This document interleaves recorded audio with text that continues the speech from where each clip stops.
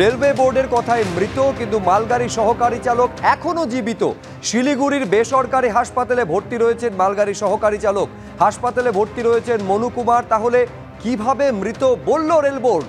কথা বলার মতো অবস্থা এলে বয়ান নেওয়া হবে, এমনটা দাবি করা হচ্ছে রেল সূত্রে। সনৎ ঝা আমাদের প্রতিনিধি আরো বিস্তারিত বলবেন এই নিয়ে। তার মানে একেবারে যে ব্যক্তি জীবিত রয়েছে, যে ব্যক্তি আন্ডার ট্রিটমেন্ট রয়েছেন হাসপাতালে, রেলওয়ে বোর্ড তাকে মৃত বলল কিভাবে? সনৎ, দেখো সুব্রজিৎ, এবং কেন এই যে মৃত ঘোষণা করা হলো, মৃত প্রেস মিটে দাবি করা হলো, সেটা কিন্তু এখনো অন্তত এই শিলিগুড়ি রেল সূত্রে তার কোনো সত্যতা মেলেনি।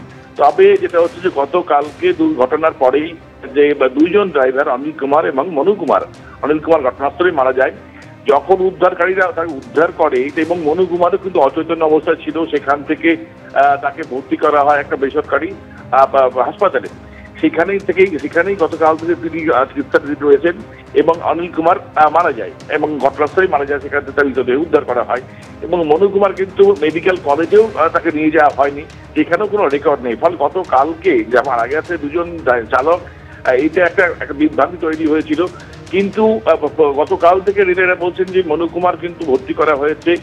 আজকে পরিস্থিতির কিছুটা উন্নতি হয়েছে এবং চিকিৎসাধীন চলছে, কোমাতে রয়েছেন ঠিকই, তবে এখন বিপদ না কাটলেও বিপদ কেটে যাওয়ার একটা সম্ভাবনা রয়েছে। চিকিৎসা করছেন এবং কথা বলার মতো অবস্থায় এলে তারও বয়ান নথিবদ্ধ হবে এবং তার বয়ানটা খুব গুরুত্বপূর্ণ এই দুর্ঘটনার ক্ষেত্রে।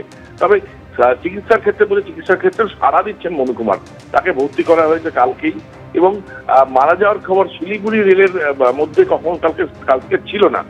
কিভাবে বলা হয়েছে তার উত্তর দিতে পারেননি, কেউ দিতেও চাইছেন না। কিন্তু রেল বোর্ড থেকে প্রেস মিট করা হয়েছে, কোন তথ্যের ভিত্তিতে করলো সেটাও তারা বলতে পারছেন না। তবে গতকাল থেকে মনু কুমার কিন্তু বেঁচে আছেন এবং চিকিৎসা চলছে, চিকিৎসা ছাড়াও দিচ্ছেন।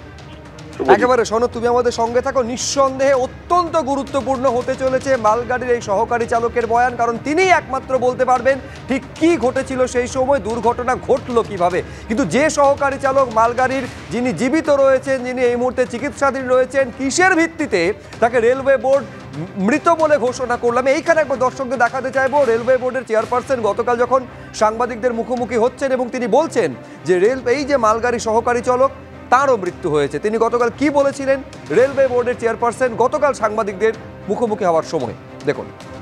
अभी तक की जानकारी के अनुसार करीब 5 लोगों की जान गई है।